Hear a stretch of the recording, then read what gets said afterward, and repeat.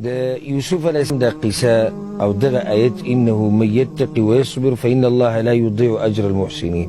یوسف علیه السلام خپل وروڼو ته دا خبره وکړه چې دا خو زما او دغه زما ورور دی بنیامین او یقینا چا چې صبر کړی دی او تقوا یې په ځان کې راوستې ده الله د هغوی اجر نه دی ضایع کړی، الله هغوی له پوره بدله ورکړې ده.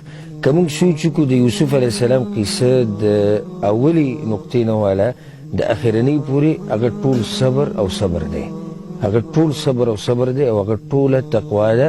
دا صبر انسان کوي په یو امید باندې، ځکه چې دا صبر اصل انسان نه کیږي خو په یو امید باندې صبر کوي. هغه امید څه دی چې په انسان کې تقوا د الله نه یریږي او د الله نه امید ساتي چې الله به ماله په دې باندې اجر راکوي. راځو د یوسف علیه السلام ژوند ته. انه من یتقي ویصبر. یوسف علیه السلام په وړوکوالي کې جدا شوی دی د پلار نه.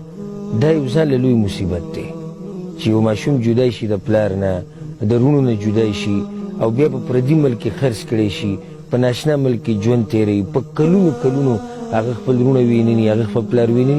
دا مصیبت دی، په دې کې یوسف علیه السلام صبر کړی دی. ښه بیا راشي دې له یوسف علیه السلام د زلیخې په کور کې د عزیز مصر په کور کې په هغه باندې تهمتونه ولګېدو، په دې کې هغه صبر کړی دی.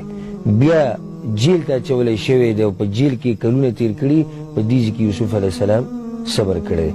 بیا یې وروڼه راغلي دي او د هغه په مخ کې دا ویلي دي کله چې د بنیامین په هغه مسله کې د هغه دغه سامان نه پیالې راووته د باچا هغه، نو دوی وویل د ده ورور یسرق فقد سرق اخ له من قبل، د ده بل ورور مشر هغه هم غلا کړې ده.